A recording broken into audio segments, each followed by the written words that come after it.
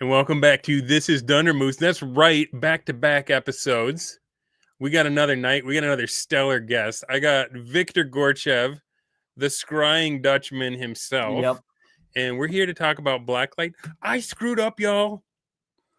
We were supposed to do this hours ago. It is, 3 in the morning where you are, man? Yeah, it's 3 a.m. right now. So claps in the chat for Viktor for being a good sport. Yeah, it's fine. Totally forgot that we'd agreed to do it a different time. So I'm guessing your filter's going to be down a little bit. So you guys throw your good questions in the chat. You'll probably get some stuff you might not get otherwise. But why don't we get started? Let's just talk a little bit about when did you get the idea for Blacklight? Was it something that you were already thinking about and then Shadowdark came along? Or were you looking at Shadowdark and you were like, I know what I can add to this? Or was it some kind of mixture of the two? Yeah. First off, thank you for taking time out of your busy schedule of conquering Mongolia. But that out of the way. Or running like an opium network in Fu Manchu and Manchuria. Did you hear about this stash? Did I explain this to you? No, I didn't hear about it. This is ridiculous, man. This is okay. So when I grew the stash, it was nothing but headwinds. Mm-hmm. My wife hated it. Everybody at work was like, "Hey, Luigi, are you gonna jump on a mushroom?" Nothing but hate. Yeah. And then 3 weeks ago on Thursday, I went to a Big B and I went to the drive-thru and it was a beautiful young woman at the window and she did a double take. Mm-hmm. And after she handed me my coffee, the transaction was over. She goes, "Hey, I love your mustache." And it weirded me out. And I was like, thanks. I grew it myself and I stomped on the gas and peeled out. And then that same day I went to lunch with my buddy Adam. We went to Five Guys Burgers and Fries. And on my way to his table, a dude with a beard stopped me and said, "Hey, that's a great mustache. And I'm in a club and we got a Facebook page and you should join it. It's a club for men with mustaches and beards." Yeah. I'm like, what is going on? Then I went to a wedding and there was a young guy there and he was like a sophomore in college and he had a little proto stash on and he was like, "I grew this thing because of you. I was inspired by you. I was in a Bible study with you last year." And his long-term girlfriend sitting next to him. And I was like, "How do you feel about that?" And she was like, "Oh, I approve." Yeah. I approve. And then at church the very next Sunday, another gal came up to my wife and said, "My husband is a firefighter and all the guys at the fire station would be jealous of your husband's mustache." Yeah. And I was like, holy crap, it's over, man. It is so over. Yeah. Everyone loves it. They're going to think I'm following the trend when I set the sucker. So I'm like, they're not ready for what's next. Mm-hmm. I got to keep it moving. We were watching, I was my granddad died. And so I went down to the funeral and we were in the hotel room and we had cable because it's a hotel room. And my daughter's a high schooler and she's learning Spanish and she's flipping through the channels. And she sees this old 1950s episode of Don Quixote. Oh, yeah. Like Spanish, right? Like they're lisping and everything. And Sancho Panza was rocking this look. And I was like, that is disgusting. Nobody's doing that, right? And then that Thursday hit and I'm like, the mustache is over. And I was like, I know what I'm doing. Yeah. It's General Chang from Star Trek The Undiscovered Country. It's the wizard from Conan the Barbarian. Yeah. It's the bit part guy in Tombstone. So yeah, I've been getting crap about it at work. Well, my wife's not a fan, right? Like she basically said this is the worst he's ever looked. Well, at least you can grow a mustache. Like this is the most I can do, pretty much. So well, that's all I got, man. The rest, if I try to grow the rest of the beard, I just look like Joe Dirt every single time. It's ridiculous. But I'm just like, well, if your eyebrow goes all the way across, that's not good, right? No. So we're just being symmetrical here. I got a mustache with a bald spot.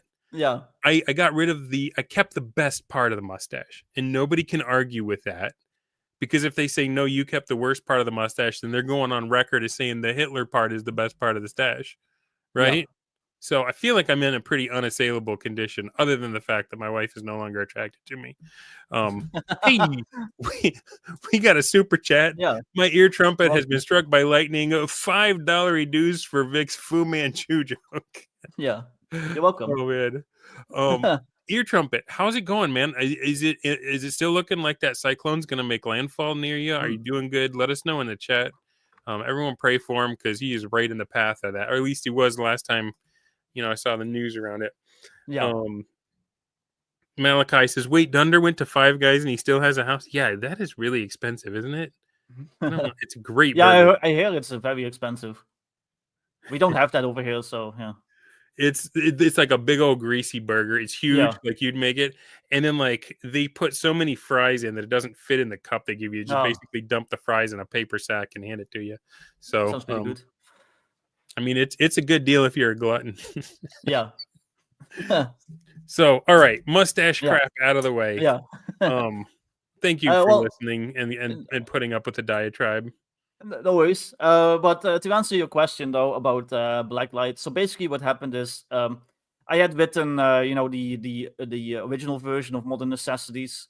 I had written my 5e modern book, which was actually my first book, and people like my modern stuff.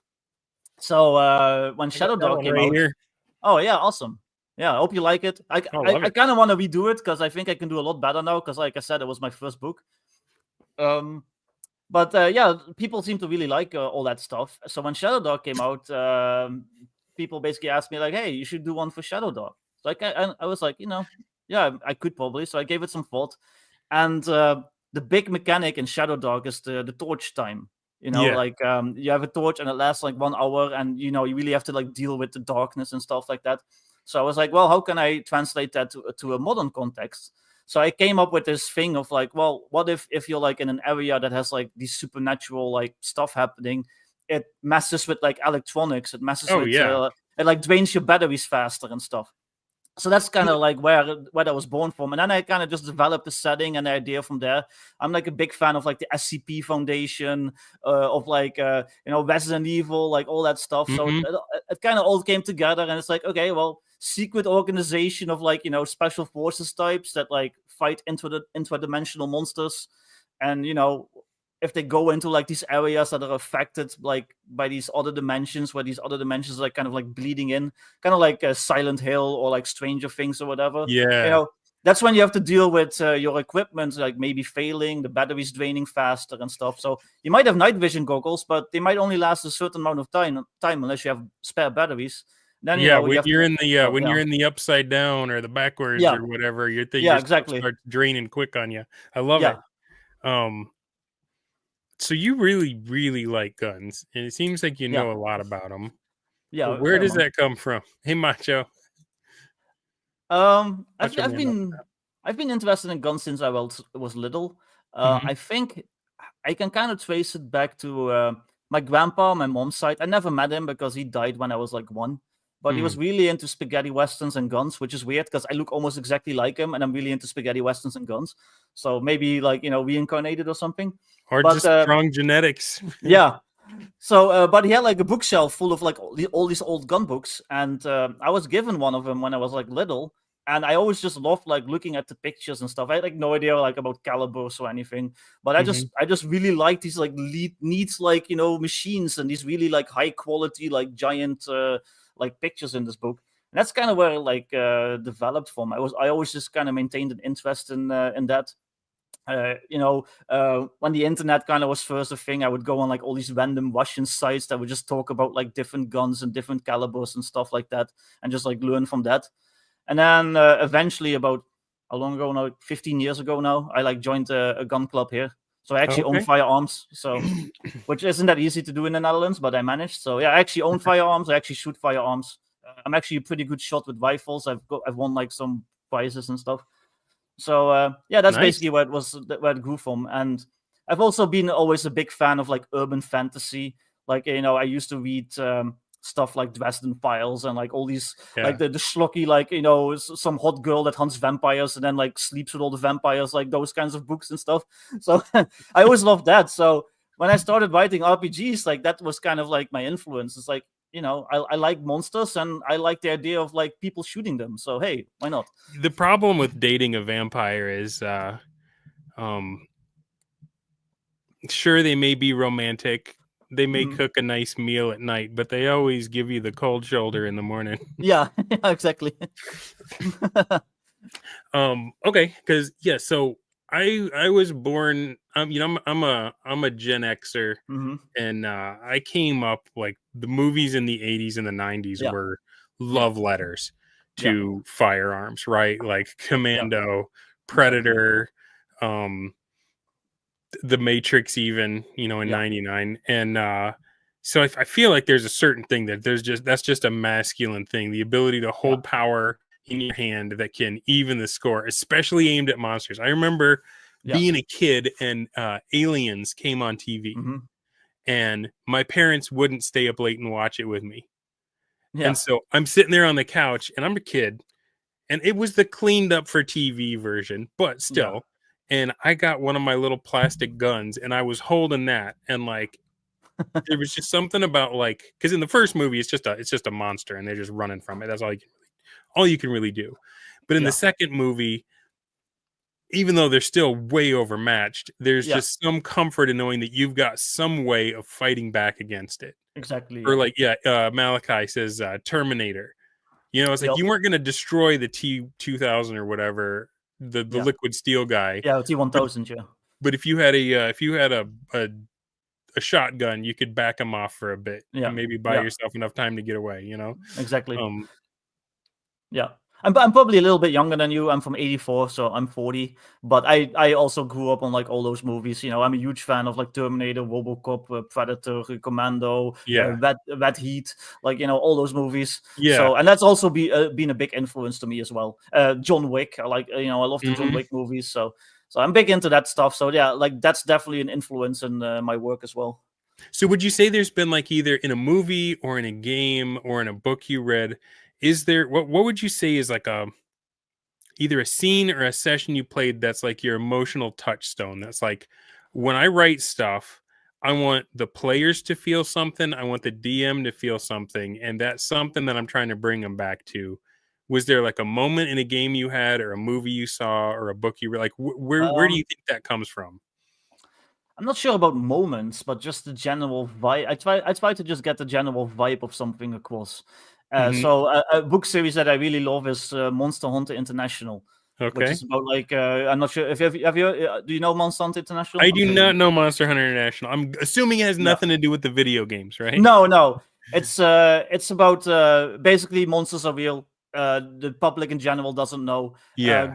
Government hunts them down, but they can't quite do it alone. So they have like the secret bounty system to like if you Okay. kill a so yeah, you kill a ghoul and you get like $5,000 or something. You have to do like all this paperwork and send it into the government. But Nice. basically, there's like all these like outfits out there that like take advantage of that. So it's like bounty hunters for like monsters. Basically, it's a Did really you cool see book the series. Did you see the Troll Hunter movie?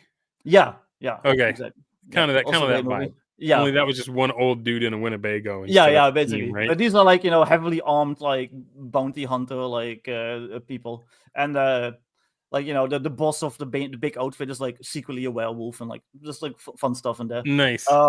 There's another book series called Forgotten Ruin, which Oh, is yeah, okay, so you that know one Forgotten I've Ruin. read. I Yeah, actually I listened to it. yeah, I took a long car trip with my family yeah, down to Florida from yeah. Michigan, and I just put that in the earbuds, and the miles just rolled away. That Yeah, that yeah. book is I've read so like all the good. books, so I actually only discovered that like a couple of years ago because I was already doing this stuff, and people were Yeah. like, "Oh, like Forgotten Ruin." I'm like, I haven't read it, but I'll check it out. And like now it's like one of my favorite book series ever because it's just like There's a completely my bit of thing. art in here that I saw it and I immediately knew that's where it came from. It's when the dude is shooting the hill giant with the Carl Yeah, that's Gustav. actually in Modern Necessities. It's not. I don't think it was in that first one yet, but Okay, it's in so it's Modern not in this one, Necessities. Yeah, but and yeah, that is a Forgotten Ruin I reference. Yeah, saw that and my eyes yeah, just lit up. Like yeah. I went on Roland Bones Ryan, and he Hmm. usually ends with Yeah, the question, "If you could have a T-shirt, what would you want?" I was like, "I want that art that yeah. I says remember. I watched that Carl episode. I remember Gustav that. don't care." That's such a Yeah. good line. Um, But yeah, that vibe. So for people that don't know, Forgotten Ruin is about like this platoon of like rangers, army rangers. There's like some weird like nanoplague happening that's like ending the world, and they get sent forward in time to basically like repopulate the world after the nanoplague dies out. But they're only supposed to go forward like 2 years. Well, it Yeah. turns out they get sent forward 10,000 years, and Yeah. this nanoplague has turned Earth basically into like Forgotten Realms, like D&D land, like Yeah. Bronze Age, like there's orcs and elves and dragons and giants running around. So all of a sudden you've got like these 200 like heavily armed like rangers like stuck in like basically fantasy like post-apocalyptic Europe, and they have like a big device called the Forge. It's basically like an ultra advanced 3D printer that can make them ammo and like all the gear they need. So then there's no like issue with like logistics. Like, yeah, where do we get ammo? Well, they have the Forge. They can like make that stuff. And the whole book series is just them dealing with like all the fallout from that, like fighting like an undead because the army. Forge becomes something they have to defend, right? Because once it gets stolen at one point by like a vampire, and they have to like retrieve it and stuff. It's a really cool series, and the just fun that thing general about that, vibe. Yeah, the fun thing about the series is like there's one dude in the Ranger unit that played D&D, and he's like the FNG. He's like the new guy. He's lowest, like he's the one digging the latrines and stuff. Nobody listens to him, but he like actually can figure out what's going on based on his gaming experience. I love it.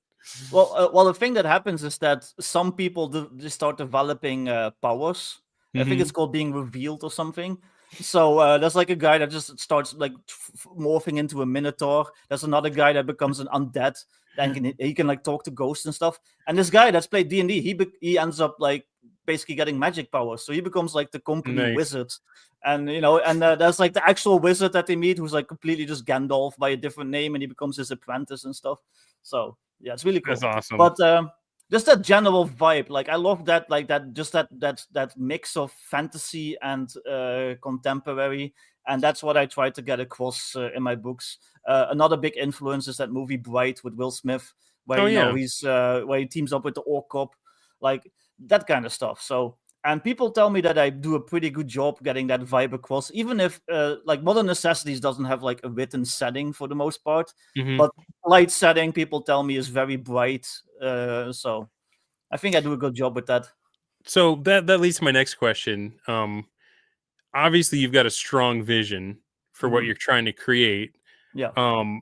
How much of what you've made here is vision versus how much is system? Like, does the vision come first, and then you're like, okay, how do I make this fit with Shadowdark? Or is it like, okay, I need to make something for Shadowdark. When I read that, this is what springs to mind. It's kind of a hard question because it's kind of a little bit of both. But I think, if I'm honest, I think Shadowdark comes first because in my opinion, if you're writing for an existing system, you need to really need to make sure that your stuff like perfectly interacts with it. Yeah. Like I might have to like put in some extra rules and stuff that does what I want to do with like guns and stuff. But that's just stuff that you slap on top. So for the most part, I try to write it so you're not changing any core mechanics of the game you're writing for. You're just adding onto them. That's right. So that's my first like thing. So basically, like try to stick as close to the core system as I can, and then just add on top of it. And then all of from then on, it's just all like vibes and trying to get the flavor across and stuff, and trying to have that implied setting and stuff. How did you absorb that? Like, were you already a Shadowdark player, or were you like, okay, I'm gonna get this system, I'm gonna read the heck out of it, I'm gonna play it some first, and then launch in? Or like, I haven't played Shadowdark yet because basically people asked me to do the first edition of Blacklight when it like had just come out. Shadowdark, basically. Yeah. So like everyone else, I had to like learn it and start playing it and stuff. So yeah, I got it. I ran it a bit. I studied it. Made sure that I understood its core mechanics and stuff, and then I just started writing. Cool. We got another super chat. Thank you. My ear trumpet has been struck by lightning. Man, that's such a long name. $2. Vic, when is the European Cyberpunk book coming? Well, I don't know. I have so many projects. I would love to do one because I think he's referring to my tri-state city idea. It's like basically like a big mega city that covers like the Netherlands and Belgium. Yeah. Like it's Wow. actually that's an actual thing that they were like apparently planning, and they were gonna call it the Tri-State Project. So I was like, well, that could definitely be very dystopian. A big Mhm. mega city that just covers like the Netherlands and Belgium and like Luxembourg and like a bit of Germany and stuff. And so I was just gonna call it Tri-State City, and yeah, that was going to be like a project. I actually got like 80 or 90 pages into like this whole cyberpunk book that I was writing, and then I just abandoned it. I'm Oh, currently man. mining it for like content for my old school essential cyberpunk thing. But yeah, I'm not sure. They're talking about cutting edge. yeah, Uh, that's the stretch goal for modern necessities that I'm okay. doing. That's a cyberpunk one. But I had like an earlier project, like I said, that was like a full cyberpunk game, like a full OSR cyberpunk game. But there was like another one that like had just come out at that time, and I was like, well, mine's kind of shit compared, so it can't really compete. So I kind of like abandoned it.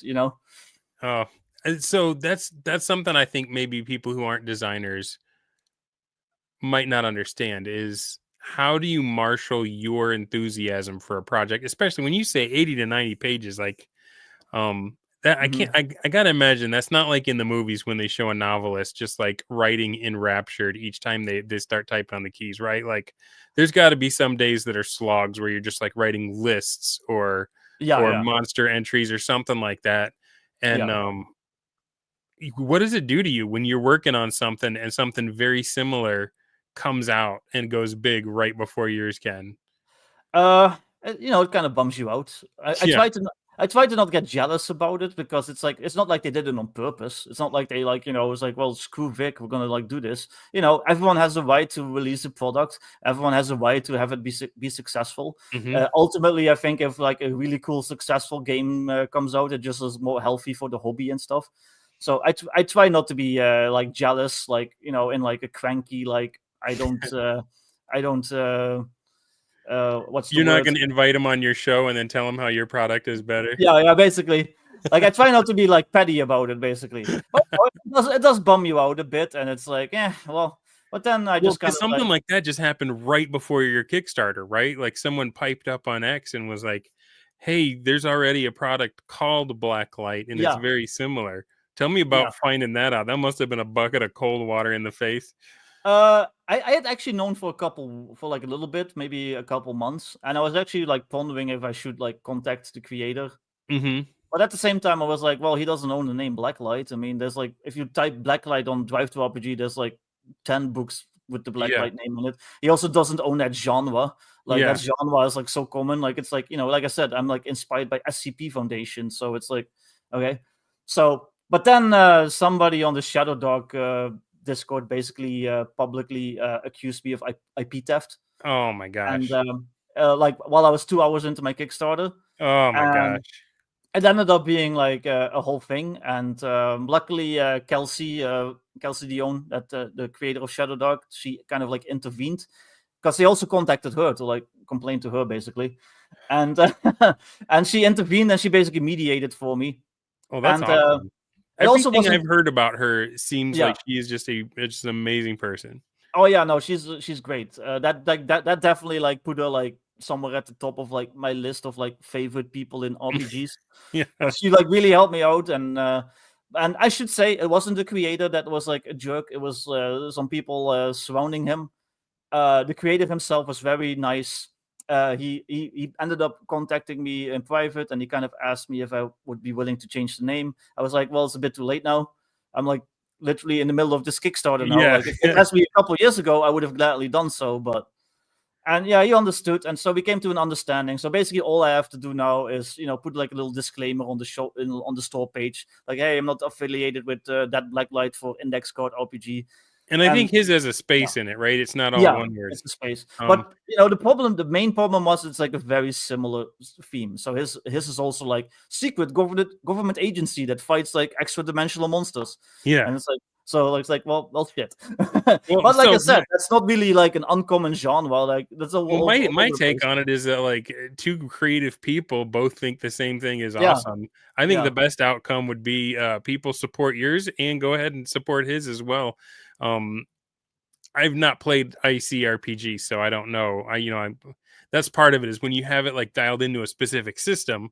That's another reason why there's room for more, because like I don't want to necessarily have to buy a brand new game every time something cool comes out for it, exactly. But I do think if you play both, it would be cool to support both so that there's no hard feelings, and shut the dweebs up. That was one of the things that I made sure of last night when I had Sandy Peterson on, because Sandy Peterson is active on X.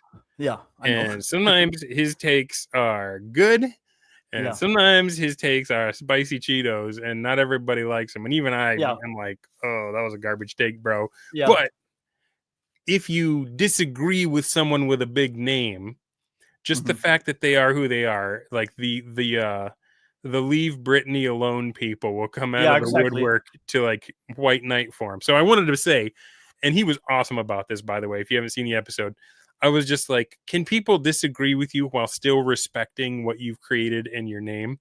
And he handled it really well. So I would like to say, it is amazing that we have the creators around and that we can ask them questions and that they interact with us and stuff. But you're allowed to disagree with them on occasion. I've disagreed with him on X because he was like hating on Gold for XP, and I personally felt he wasn't really actually understanding it, so I disagreed with him. On my show, he called D&D the god awful game, so I'm like, I'm getting crap for that one, Sandy. You can't just drop that grenade and peace out. See, okay, no offense to Sandy, he can say what he wants, but I personally feel like if you're a creator and you're like that high level, especially, like you kind of have to be a bit more diplomatic. And it's like one of my personal philosophies, I try not to publicly trash other creators. Yeah. And like I might do it in private, nobody can stop me there. But publicly, I try to at least be like, diplomatic and kind of put on a professional facade face, whatever you want to call it. So I kind of wish, some of the bigger like luminaries would kind of feel the same, because I kind of feel it's like not done, because D&D and Call of Cthulhu are some of like, the giants. They're and plus, King most Kong and of the people, Godzilla. Plus, unless you're talking about WotC D&D, most of the people that made old school D&D, well, they're not around anymore. They can't defend themselves. They can't defend the game. They can't be like, no, Sandy, you're wrong. We actually did this mechanic because of that reason. So, kind of like publicly, shitting on old school D&D like that, I think it's a little bit rude. And I don't think I think once he started playing RuneQuest, he fell in love with it, and that was his jam. Yeah. So I don't know if he was surprised at how many versions of D&D there's been. So I don't think he's up to date on it. And I do get the thing, like, just because you love stuff and you were successful at it doesn't mean that you can't just be a bro and talk crap and that kind of stuff too. So I'm not trying to say he's awful. I'm just trying to say he's just being a bro and saying what he wants, and then his fans, when someone's a bro back to him and gives him a little heat in the other direction, you get all the people coming up going, well, I can't believe that you would even dare to say that he could be wrong about something. And I had a blast having him on my show. I hope he comes on again. We don't have to agree on everything, but like the people, like the guy in that Discord that stood up and goes, actually, there's another one and it's already called that, and it's like, when? Well, it wasn't even that polite. He literally accused me of theft. And then they also private messaged me and like did the same, and ended up blocking him. I first told him to go F himself, and then I blocked him. But again, that wasn't the creator. I think it was like one of his friends, maybe, or somebody like kind of like associated with him. But I don't hold that against people for the most part, because everyone knows that friends will just like rally to like defend you, and then even if you don't want them to, they'll like say some shit. So I have nothing against. I don't know if friends do that. I think acquaintances that want to be friends do that. Real friends laugh when you're getting when someone comes after you like that. Real friends like, oh, he got you.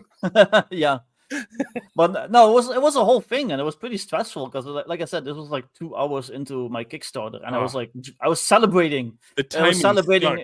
And then all of a sudden I got publicly accused. What also kind of made me mad at the time is that when I did respond to it on the Shadowdark Discord, like there was a couple people that were like tone policing me instead of the guy. They were like basically telling me that I should like calm down. So I ended up like messaging Kelsey personally, because I already like kind of have like a chatty relationship with her. So I ended up messaging her like, hey, there's a guy on your server like accusing me of IP theft. and she within like an hour or something, she responded, and she, without even me asking to, she just started mediating for me because they had also contacted her. So she was like in a chat somewhere with like their site, and yeah, she did a great job. She really helped me out, and That's it's awesome. all solved now. So I don't want to, like, in case the guy sees this, I don't want to like seem like I'm telling tales out of school and that I'm like, Yeah, and I'm not trying to yeah, get anybody I'm not trying to get anybody riled up or yeah, anything. I'm just yeah, pointing out that there's such a thing as resonance, mm-hmm. and there's synchronicity, and sometimes people come up with great ideas Yeah, without even interacting or knowing yeah, each other. exactly. And I just wish there was more grace when that happened. That people, Mm-hmm. well, I think it's non-creators. Creators get it. Yeah, Creators know you've had a great idea. You start writing it down, and you tell someone, they're like, "Oh, that sounds just like this other thing." And you're like, "Well, I didn't even know about that other thing." yeah, that happens And to me all the time. people that aren't creators, the kind of person that will ask you, Viktor Gorchev, where do you get your ideas from? Yeah, Like, those are the indeed. ones that are like, oh, he stole his idea. There's Yeah, only so many ideas in the world, and they all come yeah, from the same well. And once you become a creator, you get a map to the well, and then you can yeah, go and get the idea out. And if you grab somebody else's idea, shame on you. And it's like, yeah. hey, where do you get your ideas from? Now that I'm asking. Well, I'm always very open about my influences. Like, I mentioned, like, I'm influenced by 80s movies, by all sorts of stuff, video games, comics, books. Forgotten Moon we mentioned. Yeah, I mentioned like the SCP Foundation, which is I like this haven't big read that. online. Is that a comic book? Is that a movie? Or It's like an online like creepypasta type thing. It's Oh, okay. basically it's kind of like a creative writing, like big creative writing project, and it's about like this secret organization called the SCP Foundation, and they deal with like weird supernatural stuff. And it's not just like vampires, but it could be like a mysterious quantum computer that just looks like an old PC, but it's like a mega like super quantum computer. And basically, their job is to like contain that stuff. So basically, what people do is they write like the case files for like all the different like weird objects and monsters and stuff that they have contained. Yeah, So it's like that's a big cool. writing project, but so yeah, again, like so my stuff is like inspired by stuff like that. So it's like I said, it's nothing new. Like there's like SCP Foundation based video games, there's comics, there's books, there's like all sorts of stuff. So I'm It's kind a of just rich doing that. well, and more Yeah, than one person can draw from it. yeah, We exactly. got another $2 dues from Ear Trumpet. Some ideas are just Yeah, in the zeitgeist, the spirit of the yeah. times. And that Um, that whole like secret organization versus monsters is like nothing new. I remember a video game called Nocturne. Probably, I would say it's probably like 20, 25 years old by now. This was like late 90s or early 2000s it came out, and it's literally about that. It's about like a secret organization in the 1930s, and they hunt like monsters, and that's yeah. also a big inspiration. But like I said, that's like decades ago. So Oh, well, there's Call of Cthulhu. There's yeah, Delta Green. Like Delta Green this is is an inspiration. Yeah. fertile soil. Yeah, GURPS Um, Black Ops was an inspiration for me. so I'm interested in, like, how does that play out in our current cultural moment?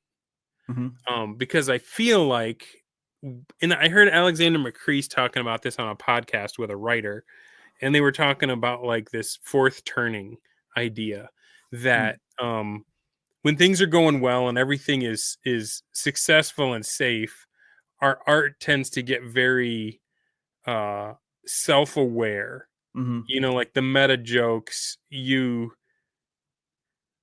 like you see in the movie, like the Marvel movies and stuff, where people are Yeah, self-conscious about what scene's about to happen and that kind of thing, and everything's ironic and eye-rolling and yeah, subversive.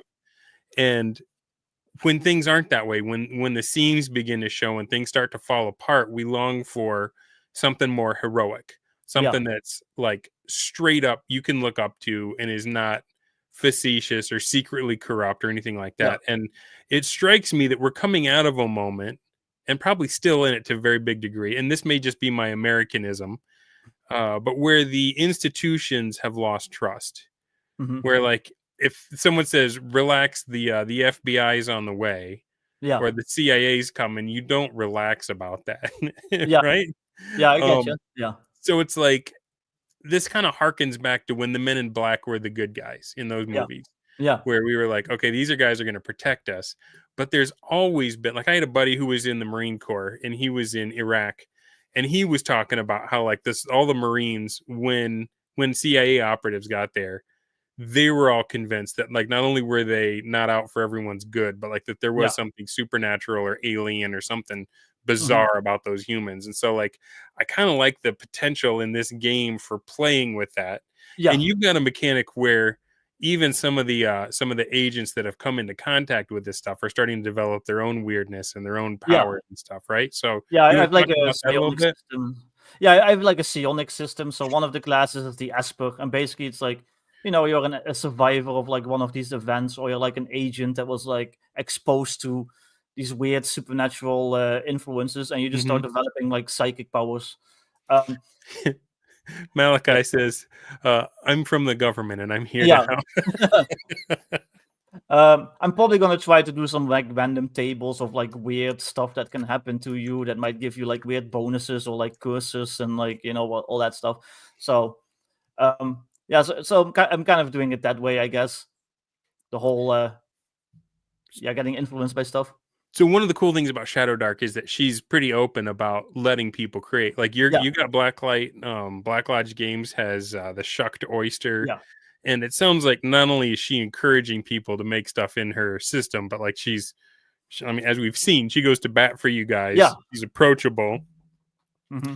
Um, how about are you open if somebody wants to make adventures for Blacklight and stuff? Like, how do you feel about that? And what? That's completely fine. I mean, I'm benefiting from this open license that Kelsey graciously gave us. That other games like um, Old School Essentials, Mhm. even just the OGL in general, like I'm benefiting from that. So I think I would be a jerk if all of a sudden I turn around and was like, no, but you can't use my stuff that I made. Yeah. Like no. Uh, if you want to write an adventure for Blacklight for modern necessities, go at it. Paddy's Parlor has already written a Blacklight adventure. Oh, I know cool. somebody on Reddit. I saw some guy on Reddit that's apparently like a big fan of Blacklight. He made like a little supplement that's on like itch.io that like allows for like level 0 characters. Nice. So it's Like a like funnel. I'm fine with that. And if you write like something like really offensive, then it's like, well, I have nothing to do with that, so that's on you. So, but Well, yeah, no, everyone can what do whatever advice they do you want, have really. for someone that's like wanted to dip their toe in this game Mhm. publishing thing, and maybe they don't know what they want to make quite, but like they're just captivated with Yeah. these ideas. Like what's a good adventure for Blacklight? I know that it's got kind of the vibe of teams and mission oriented. It's not Yeah. like domain play where you're Yeah. conquering a map or anything, but it's just like these guys as they go out, they get more powerful, they get Mhm. weirder as they go. Yeah. What kind of stuff do you think makes for a good professional adventure in this Well, I know milieu? Malachi was mentioning earlier that he had this idea for an adventure or campaign he wants to run, where it's basically like one of the teams is stuck in like one of the holding facilities where they're keeping the monsters, and then Mm. something happens where the monsters escape, and they're like stuck in there, so you have to like maybe get out of there, or Oh maybe like yeah, recontain the monsters, or just like kill them. So that could be a good adventure. Also, your standard like taking out some cultist stuff like always works. You could do like some Stranger Things stuff, like some government lab somewhere messed up, and now there's like a portal open, and you have to go in there and like close it down. Half-Life 1 comes to mind, like the Black Mesa stuff. You could do yeah, like a yeah. Black Mesa like mega dungeon if you want, if you really want to spend the time to write Patty's that. in the chat now. Hey, Yeah. Patty, welcome in. You could do something like Silent Hill, where like some town, like some small town in the woods somewhere, is like messed up by like something supernatural, like a supernatural fork covering it with monsters in it. You could do something like Alan Wake, which is kind of like a similar concept. Yeah, Um, I like the in the woods stuff. yeah, I'm in the middle of watching the movie The Ritual right now, and it's yeah, pretty awesome terrifying. movie. Yeah, And I like the idea, almost like a Twin Peaks, kind of like a small town nestled in the mountains. And your guys, not only are they trying to solve the boogity, yeah, the monster situation, but they're also trying to make sure that the local law enforcement and the local media doesn't find out about it. yeah, exactly. Yeah, Like because you've got a character class, the cleaner, yeah, who's like may not always do lawful good things. No. Because their job is to make sure this stuff doesn't get out, right? Yeah. He might be tasked with taking out a witness that's like talking too much, and it's regrettable. The organization on the whole, they consider themselves good guys. They're trying to protect humanity, but sometimes you have to do some bad things to do that. Like for the greater good. So sometimes you might have to like take somebody out that's like that knows too much and is blabbing too much, or somebody that's like messing with the wrong powers, like maybe some scientist like on his own somewhere is like developing a device that like lets him peek beyond the veil, and it's like, well, we don't want that to happen because we know what's beyond that veil and it might get out. Yeah, and this guy, maybe they'll start like trying to like ruin his reputation, like blah blah blah, but it's not working. So, well, guess we have to wait for him with the Silence 22. So that or like kind of the stuff. local sheriff saw something, and it's called in the National Guard, and you've got to try and interdict them before they get to what is out there. And hopefully they'll take your word for it and they'll appreciate your jurisdiction, but it might go sideways, and be ready. And you also have a class for that. You have the liaison, which is the guy that talks. He's the guy that can talk to the sheriff and like try to convince him. It's like, hey, you don't want to like call in the National Guard yet. We've got this. We're with this. We're with the Environmental Protection Agency. Actually, we've got this guy. So so you can try to convince him to like. We got a big spill up there. The Geiger counters are going nuts. Trust me, you boys don't want any trouble with that. Yeah, exactly. Yeah. So there's a lot of stuff you can do. You have a lot of options as far as classes go. I have like 8 classes. You can also just play up. You can also play the straight up, guy that kicks in doors and shoots stuff with an assault rifle if you want to keep it simple. Yeah. But I do give you options for like non-combat stuff basically. Remember, I don't know how much X-Files you watched back in the day, but it was like one of the later seasons after Duchovny had left, and they brought in the guy that played the Terminator, actually, Robert Patrick, I think his name is. Yeah, I remember. And they were asking him, how much he knew about all this stuff, and he's like, "I'm just a good shot." That was his only reason for being. Yeah, I remember that. Those later seasons weren't the greatest, but yeah. Yeah. I always liked the one with the did you see the one with the little Indian fakir who was like on he had this like little square of wood with casters on it, and he would like just kind of paddle himself along with his hands, and like he goes to the airport and this dude's like on the toilet in the public restroom, and the guy like just wheels up and ducks under the door and looks up at him, and then they cut to commercial. It's like blah, blah, blah, blah. Yeah, I vaguely remember that. Yeah. There was a lot of good like Monster of the Week episodes. Yeah, they had like a few really great episodes, and then they had a bunch of just absolute cringe between them. Yeah, and so you had to keep watching for the next good one. But like there was exactly. It was a TV show. What are you gonna do? Yeah. Right on. Well, I ran out of the questions that I've written down. We're not even at the hour mark. I feel like it's my fault because I don't really know Shadowdark. I haven't. Yeah, that's fine. I haven't read it or played it. Yeah. It's pretty much always just with like some some stuff that Kelsey put in, like instead of distances, like it's like not like 30 feet and like 60 feet and 90 feet. The distances are like far and near and stuff like that. So you can do a bit more like theater of the mind. The big thing is like the torch mechanic and stuff. So, but otherwise it's. When you play, do you do theater of the mind, or do you bust out the minis, or? I like battle maps personally, but that's just me. And then I kind of just keep the distances in my head that I know from other games. So do you have some like modern minis for these kind of guys? Yeah, that's like a bunch of stuff you can buy on Roll20 and like whatnot, where you can like buy like the token packs. That's like guy like Marines with guns and stuff like that. Yeah. So I use that. I make my own. But yeah, I like battle maps personally. Let's see. Well, guys in the chat, let us have it with your questions. As I said, it's on the way to 4 a.m. His filter's down, so you're gonna get the straight dope from Vic tonight.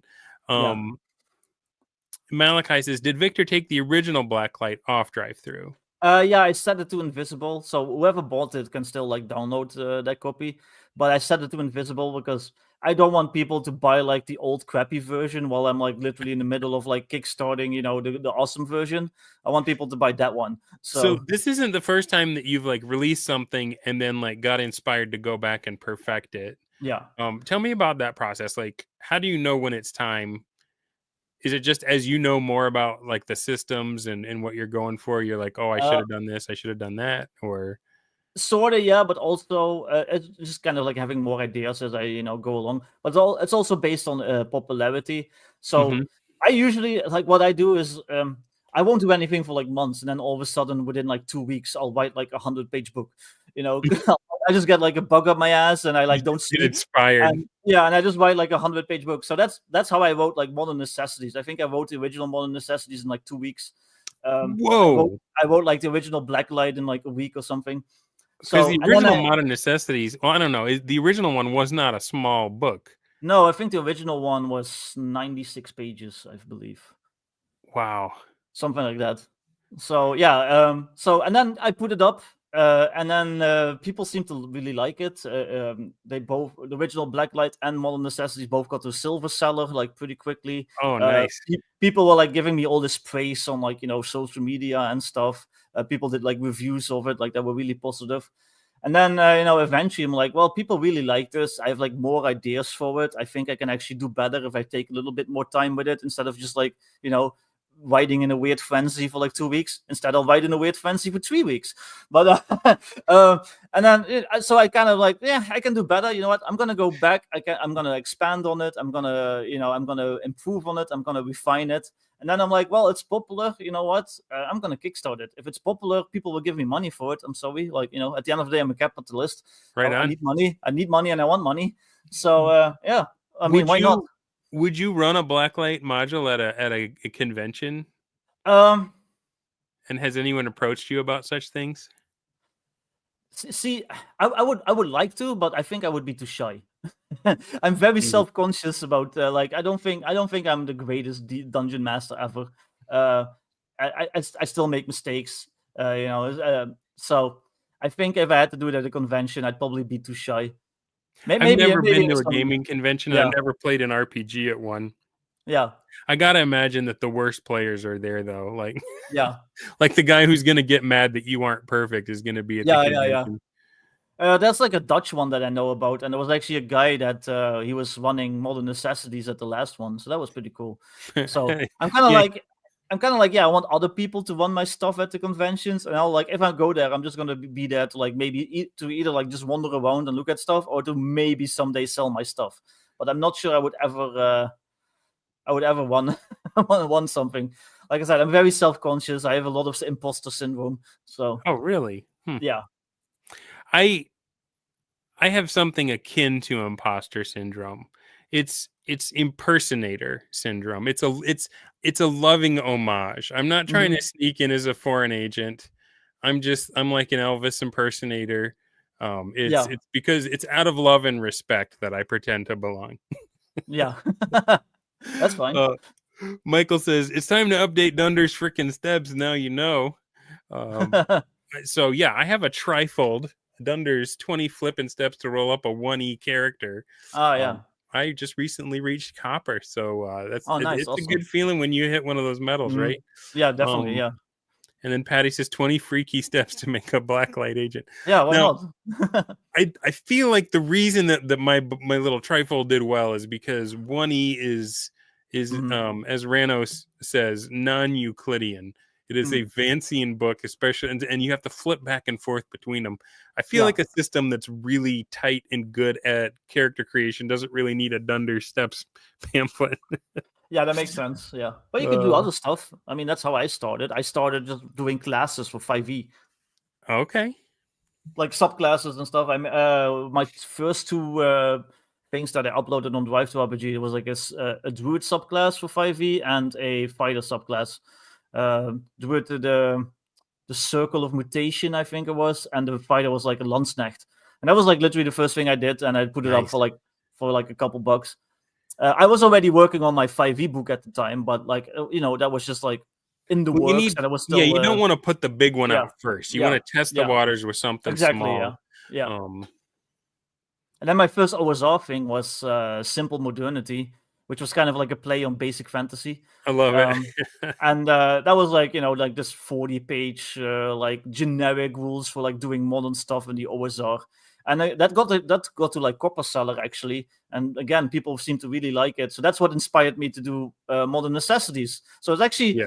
so I Which started is with also Simple a play on Modernity. words, right? Yeah, which is Old School Essentials, Modern Necessities. Yeah. So I started with Simple Modernity. People liked it. I decided like I can do better, and I'm gonna do Old School Essentials because it's a big name and I want to make money. So Mhm. I did Modern Necessities, and then I was like, you know what, I can do better. So I made Modern Necessities Professional Edition.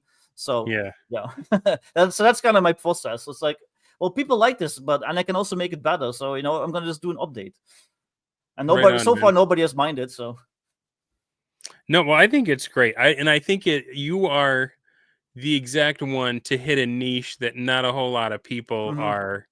are hitting with this. Nowadays it seems like they're so stratified into genres, right? Yeah. Like this is the sci-fi stuff, this is the fantasy stuff, and Mhm. if you look at 1E, right, like there are rules in the Dungeon Master's Guide that talk about using guns from Boot Hill and that Yeah. talk about mixing in Gamma World Yeah. and like 1E has everything. Like it's got Mhm. science fiction, fantasy, Yeah, horror. Like exactly. they just threw in the kitchen sink.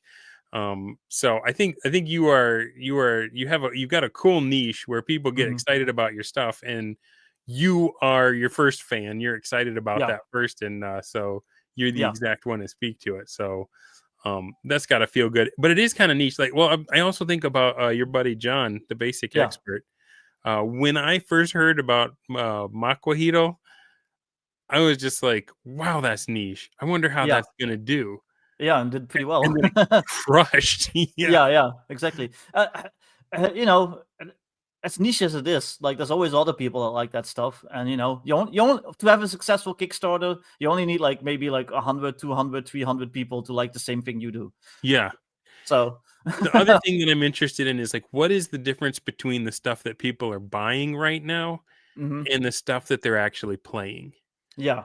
Because I feel like there's waves in the OSR where they chase well, I mean, Mhm. the OGL just turned everything nuts. Yeah. Like, turned everything nuts, and, everybody that was making third-party 5e content started saying, "Well, we're gonna do our own thing," and people were just like, I don't know where to go, chasing Mhm. everything. I'm interested to see of all the systems that people have gotten good at, or at least tried, what are the ones that they go back to, and Yeah. what are the ones because it's one thing. Well, obviously, capitalists, you want to make money. Like you're probably just as happy if they buy your thing and then don't play it as long as the Oh check yeah. clears, right? But Yeah, basically. like the thing that keeps getting played, you can go back to that Yeah. well and write other adventures or other Mhm. subclasses or other things like that. Yeah. So I don't know how I know how you can gauge what's selling. I don't know how you gauge what stuff people are actually like enjoying. I think Shadowdark right now is like really big. Like she has a really big community on Discord. I think her Discord channel has like 10,000 people in it last I checked. Wow, how do Maybe you even more moderate now. that? That Yeah, thing's got to exactly. be like blowing your phone up every day, like ding Yeah. ding ding ding ding Well, ding. she has moderators that do stuff for her, so that helps. But yeah, I think Shadowdark is really popular right now. It has like for the most part, everyone seems to like really like it. Everyone's pretty positive about it. You've always got some crabs in the bucket, Yeah. but yeah, I think because Blacklight, the original Blacklight, actually ended up being one of my best sellers. Like, just I was selling it like constantly, so that's hmm also kind of inspired me to do like an update for it. Because again, I was like, well, I can do better. I So love that what you said about really understanding the rules as written for the game before you yeah, write the supplement, because I yeah, feel like one of the whole rulings not rules value of the OSR fights against that. And even Shadowdark has a page where it mm, says, if you don't like any of these rules, make up your own, jettison yeah, them, complete freedom, which yeah, to me rubbed me the wrong way when I read that, because I'm like, if I'm gonna buy the latest OSR hotness, I don't want you to tell me to make up my own game. yeah. Exactly. I'm um, I'm like that too. I am not a big Rule Zero fan. I think you should learn the rules, and if you pay for a book, why are you ignoring it? yeah, And And I also talked about this earlier on Natural Ones with John. It's like, I don't really care how Gygax played at his kitchen table in 1983. That has like no bearing on me. It's like, well, that's not how Gygax played. It's like, yeah, I don't care. I bought the book for like a lot of money, so I'm gonna play what's in the book. Sorry. And you can't prove it's not how he played. It's just not how he said he played later, or not how someone else said he played. Yeah. But again, it's like he didn't confide in me. Yeah. And I don't have the benefit of growing up with him. I believe Rob Kuntz. When he talks, I'm like, that guy was there. He knows. I am not going to disagree with him about what he's saying. But I am just who I am right now. And this is where I am in my journey. And maybe I'll move on, and maybe I will become enlightened like the rest of the ankle biters that are trying to pull me back in the crab pot. But for right now, my path is, I want to understand the game as written. I want to understand the rules. And maybe there's a facetious reason why he put the rule in there. But you know what? Here's the thing Jeffro taught me. Yeah. If you don't dismiss the stuff that everybody else does, you get a different game than everybody else does. Yeah. And if your game is better, you need to ask yourself why. Yeah.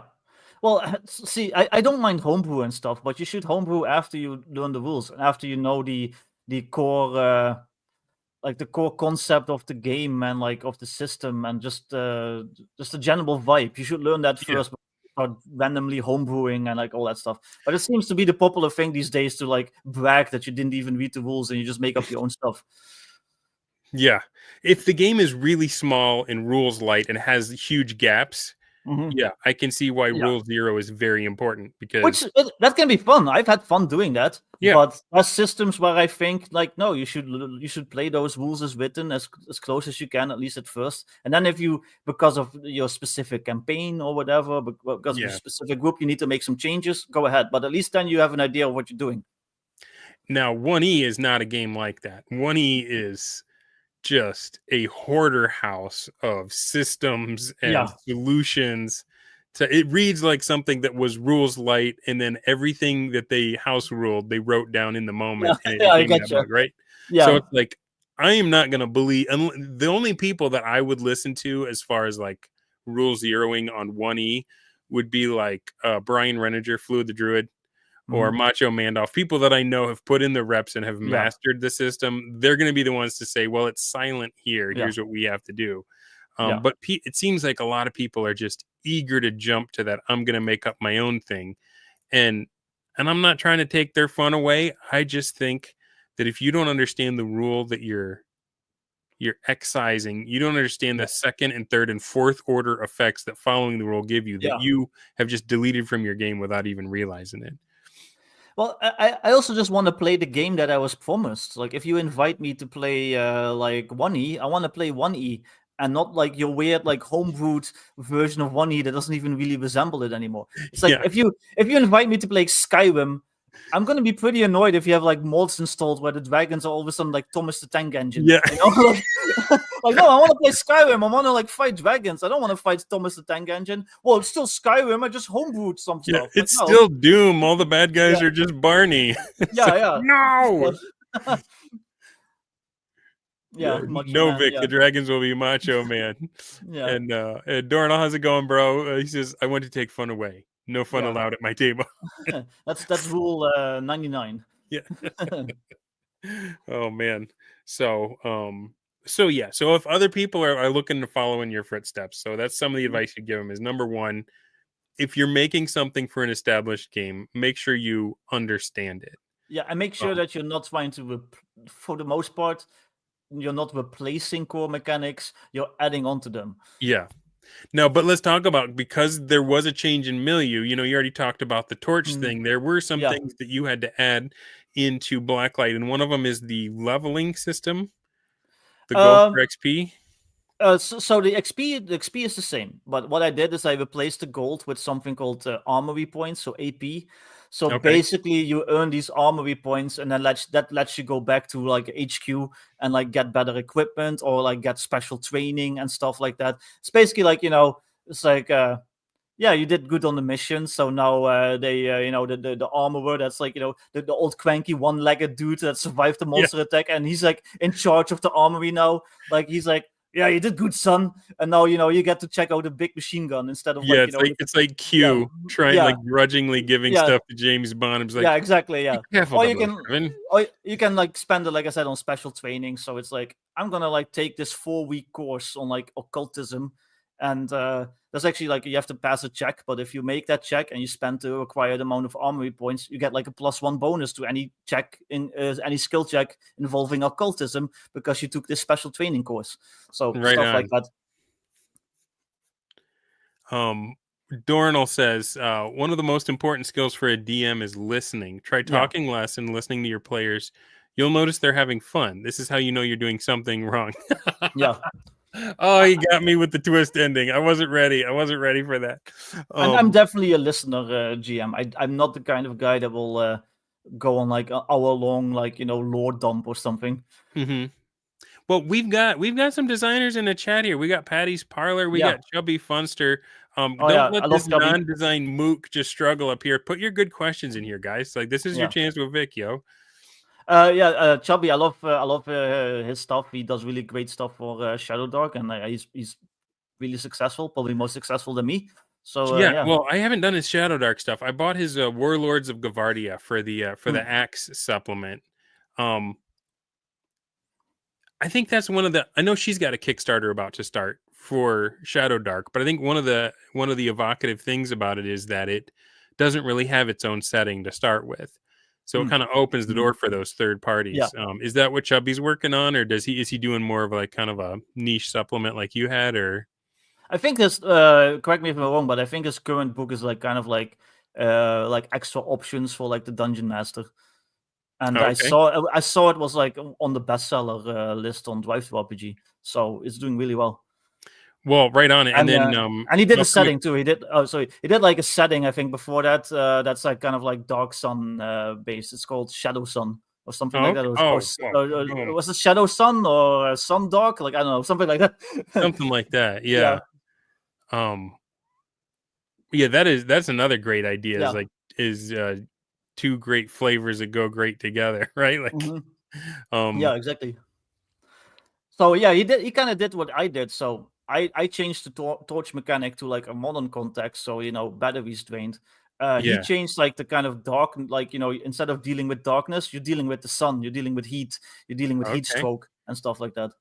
Well, and that's what Blacklight Games did too. Like they really camped on the carousing mechanic and said, Yeah, how can we tweak this? yeah, Do yeah. you play with the carousing mechanic at Blacklight at Um, all? no, so that's why I replaced it with that expanded like training because Okay.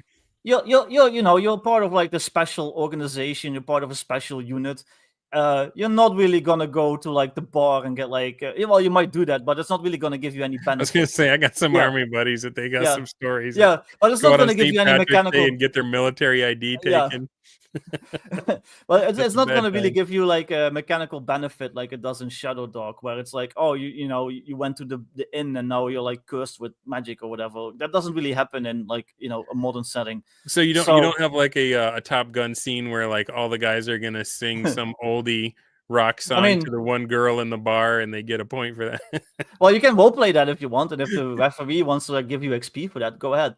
But yeah, that's I kind of like I have like this little chapter. It's like, yeah, carousing isn't really a thing, but that's why because in Shadowdark there's like this very simple mechanic for like training your skills or like learning new languages, and it's like you roll like an intelligence check and you have to roll like an 18 or higher, and then you can like learn something new. Right So I on. expanded on that, and so I have like a list of all these training courses you can take. I have a list. I list how long they take. So each one has like a different length in weeks. So during downtime, you actually have to take that time to like train. So it's like it Nice. might take you like 4 weeks to do like the sniper training, and if you pass it, so you have to make this check, and then each one has like a different stat assigned and a different number of the check because some courses are easier than others. So if you pass it, then you get like a +1 bonus to if you shoot sniper rifles. You get a Right on. +1 bonus if you're like so you could take the history course. So you have a +1 bonus when you're making like skill checks to like do archaeology or whatever. I And you can like the also idea fail, of but I yeah, like the idea of the psyker starting to, like things are starting to float around me when I get angry. I need to Yeah. take some time and master this so that it doesn't Yeah. best me, Yeah. Exactly. Chubby Funster says, I'm about to release a Hex Crawl supplement for Shadowdark where it can double as a solo play guide.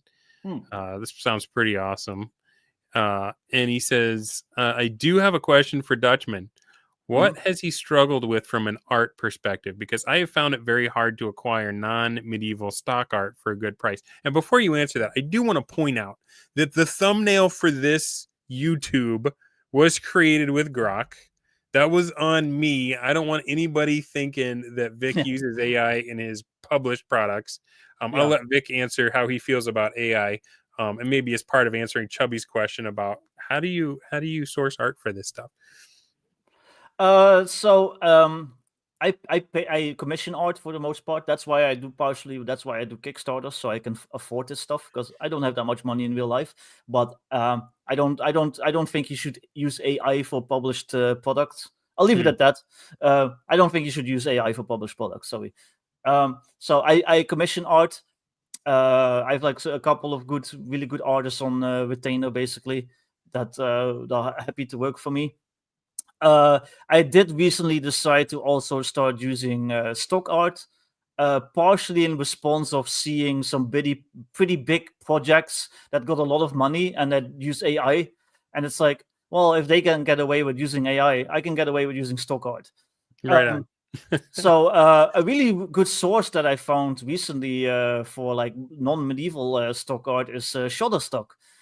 So I would suggest that to Chubby.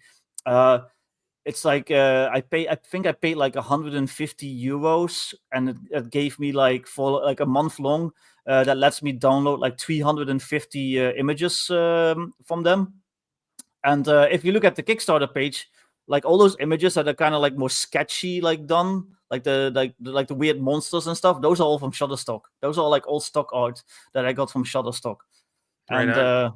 there's some really good art on there. So yeah, I would suggest stuff like that. Just like, pay like a subscription for like one of the good stock art sites. There's also a lot of good stock art on Drive to RPG, actually, that you can buy individually. There's so if you wanted to save money, would you just like, I'm just gonna buy a month and then I'm just gonna plunder the crap out of it for that basically, month and then let it lapse? Yeah, Right on. basically just get a month and then unsubscribe, but then you just get to download like those 350 images. I think there's also like a subscription for like 750 images, so if you really need a lot. But you can also like just download in advance of like future projects. It's like next year I'm gonna work on like a steampunk thing, so I'm also just gonna download like a bunch of steampunk stuff. Steampunk is what happens when goths discover the color brown. Yeah, I actually am working on a steampunk game inspired by the old PC game Arcanum. But okay. Chubby has a question for me as well. What happened to the mustache? Yeah, if you tune in earlier, I explain all of this. I missed chili dogs too much. My stash was just scraping all the toppings right off. So, yeah, no, I'm just kidding. Yeah. But yeah, like I said, there's also a lot of free stock art, or not free, really good quality stock art on Drive to RPG itself. There's a artist called Dean Spencer that does like a shitload of like really good art that you can download fairly free. It's like it's like $4 for like this full color like image of like a guy with a cybernetic arm and like a pistol, or stuff like that. So I would suggest that.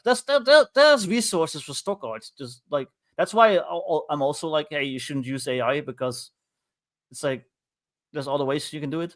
I actually use a lot of free stuff too, and I hack it together. So one thing I did for the original Blacklight is I would get like all these free images. So I had like an image of like a Polaroid, and then I would like paste like a image of like a forest in there, and then I would put like a soldier in there, and then I would put like some blood splatters on the Polaroid, and then I would just all grayscale it, so it just looked like it just blends it all together. Like it just looks like a Polaroid, and the Polaroid came with like a little piece of tape at the top, so this looked like I had like this Polaroid like pasted into this book, into this document. That's just like a soldier standing in the woods, and then like, at some point blood splattered over the Polaroid. And people seem to really like that. And it's like, yeah, I just put that together with like stuff that I downloaded for free from like, what's that site called? Pixel or something? Pixabay or Pexel. Yeah, Pixabay. Yeah. There's Unsplash also has a good photography. Patty Yeah. points out Affinity Publisher also has a bunch of Mhm. free stock art too. Yeah. Chubby has a work account with Getty. Yeah. He says, I have occasionally made a dex check while using it if you catch my drift. Yeah. I don't catch your drift, but I'm not gonna follow up. Um, Ginger Frazier just mentioned that Chubby Funster is looking at converting Shadow Sun to Axe. How much? Yeah, do you ever get like people saying, "Well, now that you've done this, you should look at putting guns in such and such."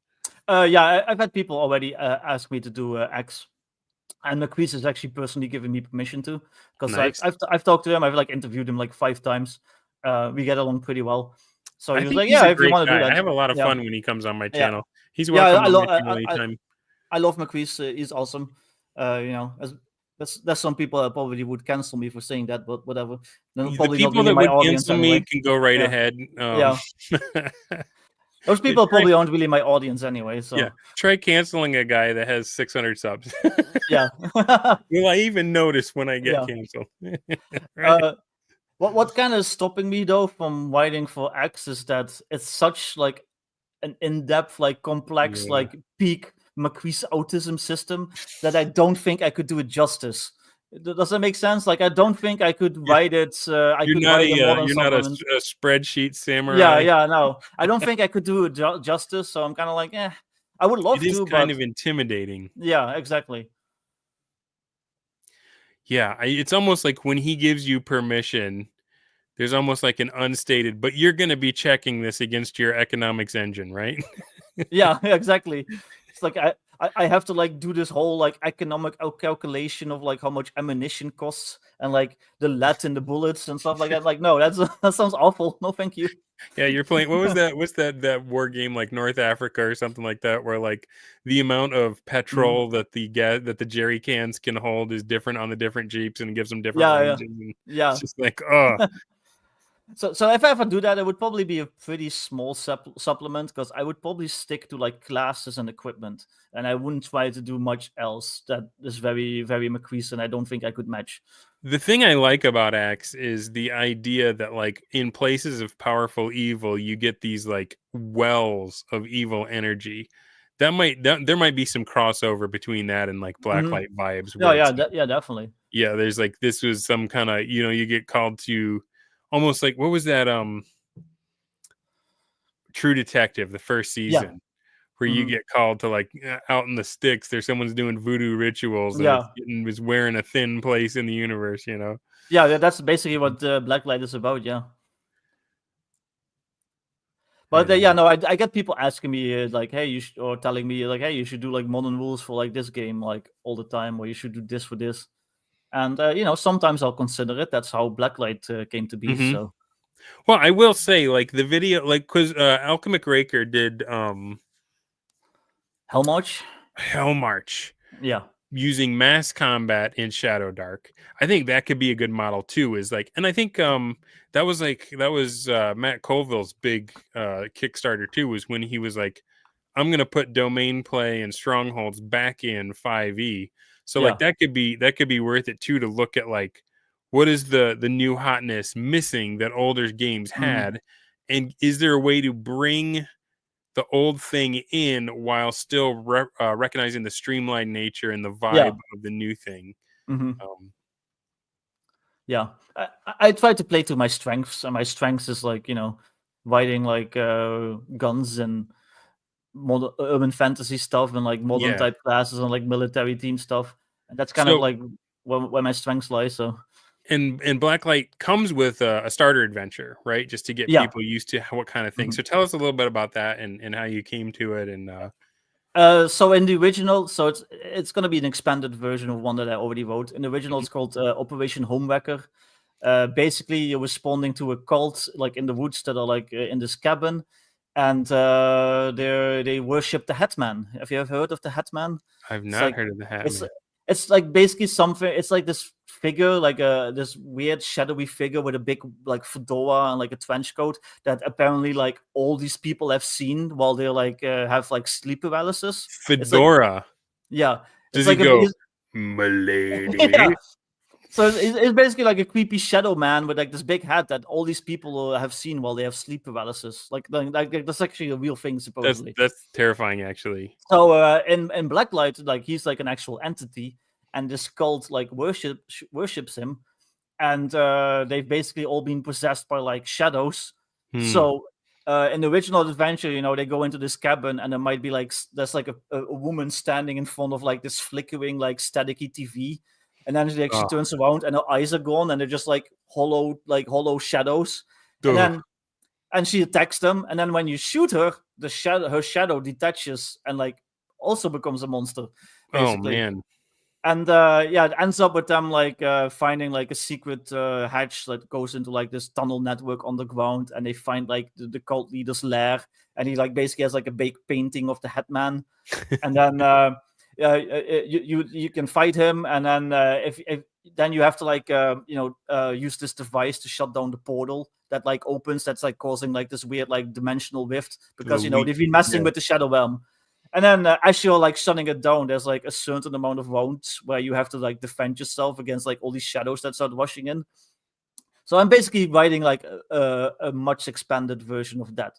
So I'm gonna basically do like a way cooler, better version of that, because I wrote that I think in like a day. I just did like a quick like map and like MS Paint, so yeah.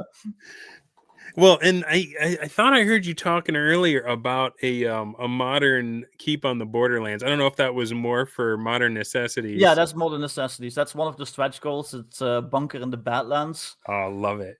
And it's basically that's one of my settings that I ran Modern Necessities with when I was playtesting it. It's like a post-apocalyptic setting after a fantasy realm like violently merged with ours. So it's kind of like Forgotten Ruin, but instead of like 10,000 years in the future and like nanobots, it's literally like an actual like Forgotten Realms type realm, like just merged with ours and like messed everything up. So all of a sudden, like a fantasy city just like ends up like where Paris was all of a sudden. Nice. Or like a giant pyramid like just appears in like the Black Forest, or like mountains that weren't there before like suddenly appear. A second moon appeared in the sky and then broke up, and like all these chunks rained down on Earth and caused like tidal waves and stuff like that. Orcs suddenly started running around and like eating people, like all this stuff. So just chaos. Set a couple decades later, so things have settled down a bit, but it's just basically just this weird magical post-apocalyptic wasteland. And your characters are just running around there. So basically, it's keep on the Borderlands, but in that kind of settings, like kind of like Rifts or Shadowrun type. Type stuff. Yeah, good stuff. Having not played Shadowdark, is it pretty deadly? And would you say that Blacklight is just as deadly, or more, or less? Like, how often are you likely to have to roll up a new character in Blacklight? It's Shadowdark on its own is pretty deadly. At Blacklight, it depends, because I did tone down some of the classes a bit. Like the class abilities are a little bit toned down compared to some of the class abilities in Shadowdark, because you're not like an heroic like fantasy fighter. You're just a dude with like an assault rifle. But I feel like the assault rifle gives you more power to make up for that, right? It's made up by the fact that you can get like a rocket launcher, Yeah. So it's like the giant is like stomping towards you, and he's gonna probably kill you if he reaches you. But you've got like a rocket launcher that does like 66 damage. So that's right. So the giant may be large and scary, but Carl Gustav don't care. You might be wearing like an environmental suit, like the armor from like Half-Life, that kind of thing, that kind of like boosts your strength and gives you like auto healing and stuff like that. So I'm not quite sure, like, because it could go either way, like. Well, because like, so I haven't, even though I had Sandy on, I haven't really played Call of Cthulhu that much. I played a couple sessions. It didn't go very far, of Masks of Nyarlathotep. And the thing that everyone told me about it just didn't fit in my D&D head at the time. That were like, oh, well, you're just going to play till your guy goes nuts or dies. Like, that's just going to happen. I'm like, wait, you can't win? Like, you just get to see how long you can last before everything's over. And they're like, yeah, it's fun. And I'm like, is it though? But then like, this kind of has, well, I've got another game called Mothership, the sci-fi horror game, and like I got a trifold pamphlet for that called The Haunting of Ypsilon Station, or Ypsilon 14 or something like that. And it is very easy for your guys to just buy it and get killed by aliens and stuff like that. And they say there's three, it's like three prongs: is solve, save, or survive. And you usually can only pick one or two of those. You're not going to rescue everybody. If you do, you're going to die. Or you may rescue them and survive, but you'll never know what was really happening. And you got to decide, what's your satisfaction? Like, if you die, but you uncovered the mystery, is that good enough? And that kind of thing. And I feel like with this, and what an awesome template just to put any of that creepypasta stuff on, right? Like Slender Man or Hornhead, or exactly, any of that stuff could work out. Just that uncanny weirdness. Well, one thing that might also help you is, you have like modern medical technology, more than modern even, because, you work for an organization that has like access to like, weird super science and stuff. Yeah. So it's like, and okay, how you died, stuff but works too, right? Like, you're not just going to put leeches on someone when they got shot. no. So it's like, okay, your character died. Well, he didn't get his head ripped off. Maybe he just like, his heart stopped because he got hit by like an electrical attack. Well, the medic has a defibrillator, and he has like, an adrenaline like jab. So there are rules for like maybe being able to like revive dead characters. I'm considering like maybe rules where, you have to see if you took any injuries. If you die, like, while on the injury table, so maybe you lost like a leg. I'm considering maybe putting like, kind of like primitive like cybernetics in there. We'll see. I'm pondering like all sorts of stuff still, but. Do you have a pretty thick monster manual section, or is that something you're looking to? Yeah, I'm looking to add those. I can't talk. I haven't written any of the monsters yet, but I am planning adding a bunch of monsters. I'm still pondering how to handle that exactly, because I have like a chapter where it has like these little blurbs of like different worlds that you can encounter, as kind of like to give people an idea to get them going. So there's like, there's like a world that's kind of like based on like Ravenloft. So it's like, oh, there's like undead and vampires and stuff in there. There's like a world where it's like the back rooms, it's like and endless hallways of like, this office space that just you can get liminal lost in. spaces. Yeah. So I'm kind of trying to decide like, how should I do the monsters? Do I just do like a list of like random monsters, whatever like comes to me, or do I take some of those realms that I mentioned and then actually like have like sections with like specific monsters that are from those realms, like stuff like that? I'm still kind of trying to decide that. Plus, a lot of monsters are already kind of handled in Shadowdark. Like, I don't have to put a werewolf in there because Shadowdark already has a werewolf. Yeah, you could reflavor a lot of that. I like the idea of the monster of the week thing, where these guys they're gonna see something they've never seen before, and it's not like D&D where you're like, oh, this is an ochre jelly, here's what they're like. It's like, what horrors from beyond the veil are we gonna deal with this Thursday? I also have like a chapter on like different factions. So the main faction that you work for is the Blacklight Institute, but I also wanted to like the shady factions. So I have like the weird like Illuminati wizard faction, which I'm probably gonna call the Lodge. I have like the evil like Soviet like era like psychic spy faction. I have like the what else you should have a Blacklight splitter group that like totally. I have like the Nazi remnant faction, because the Nazis actually caused all this stuff to happen in the setting. So nice. Chubby says, Vic, reach out to me about monster organization. I can help you with that. There's a way to handle the layout for grouping monsters. And it's not the WotC way of just using the first letter of the first word, which separates the dragons all over the manual. And if people have like ideas for like monsters and they maybe want to like write one up and like send it to me to put in the book, I can do that. I can't promise that I can pay you much, if at all. We'll have to see how this Kickstarter goes. But at the very least, I'll give you like full credit in the book and like all that stuff. And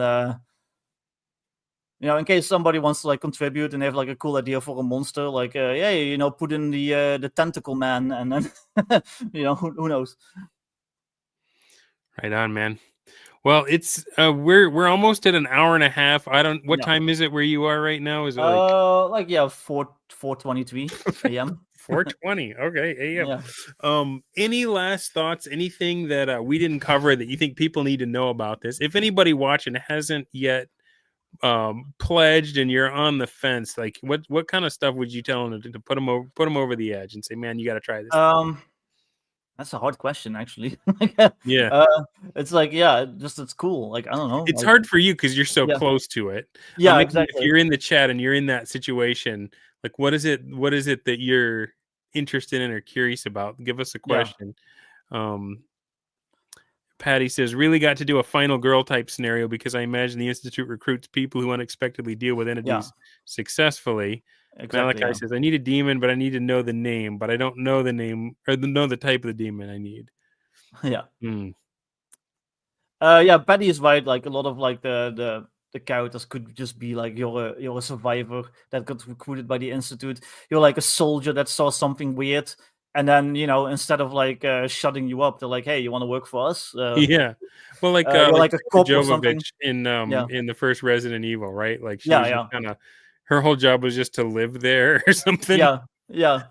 Maybe you're like a homicide detective that saw something weird. Like maybe the serial killer turns out to be like an extra dimensional monster, and you barely survive the encounter. And then like this tactical weird tactical team like kicks in the door and saves your ass. Yeah, And now they're like, hey, you want to join us? And that could be your background for being like the investigator class. So right. yeah. Or like you're the one. I watched this video about this woman who this is a true story. Um Sadly her husband got Parkinson's disease and she Mm. said that his smell changed. She could tell the difference.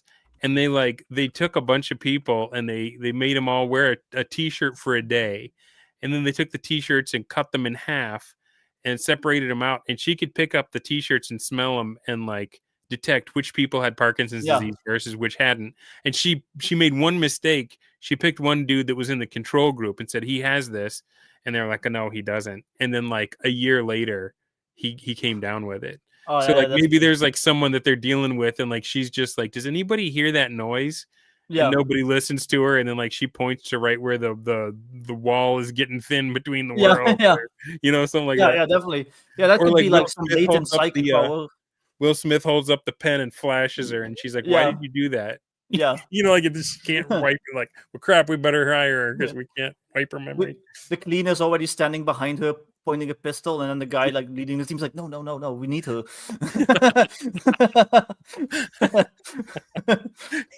Yeah, not this time, Yeah, Joe. yeah, Oh, okay. yeah, Right on, man. Okay, well, thank you so much for coming on. yeah. You're I welcome, man. It can't was fun. believe, for as much fun as I have talking with you, I can't believe this is your first time on my show. Yeah, I've been doing this show for over a year. But you are this is the last time that will be true. From now on, whenever you come on, you will be a returning guest. yeah, Um, this is my last show until after Lent. I'm actually kind of cheating a little bit. If I was really doing Lent, I should have stopped after last night. But I was excited to have you on and talk about this yeah. stuff. And That thank was you fun, guys man. for being with us. And Vic, I'll give you the last word, and then we'll call it a morning for you. Yeah, I don't know. Back Blacklight. I don't think you'll regret it, and I need the money. Right on. You need the money, and we need cool stuff to play. Yeah, So exactly. Yeah, thanks, guys, for joining. I don't know what my mustache will look like when I see you again. It can't get worse. Have a good yeah. night. Well, I could see a way it could get worse. Yeah.